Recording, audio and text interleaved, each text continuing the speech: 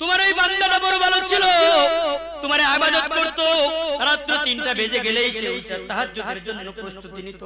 ওগো রব আল্লাহ, তুমি কেন তোমার বান্দার ইন্তেকাল করাইলা? আর কিছুদিন রাইখা দিতা। দেখে জমিন আপনার জন্য কান্নাকাটি করবে। যেই ঘরের মধ্যে বসবাস করবে, যেই জায়নামাজের মধ্যে বসবাস করবে, নামাজ পড়বা, এই জায়নামাজ কান্না করে রব্বুল আলামিনের কয়, ওগো রব আল্লাহ, তোমার একজন প্রিয় বান্দা, এমন একজন মুহাব্বতের বান্দা ছিল গো আল্লাহ। রাত্র যখন হয়ে যাইতো, রাত্র 3টা যখন হয়ে যাইতো, ফজরের আযান যখন হয়ে যাইতো, তোমার ওই বান্দা ঘুমাইতো না।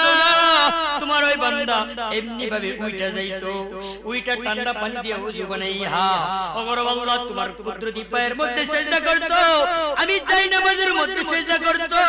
ওগো রব আল্লাহ, এমন বান্দাকে কেন তুমি দুনিয়া থেকে নিয়ে গেলা? ওগো আল্লাহ, আর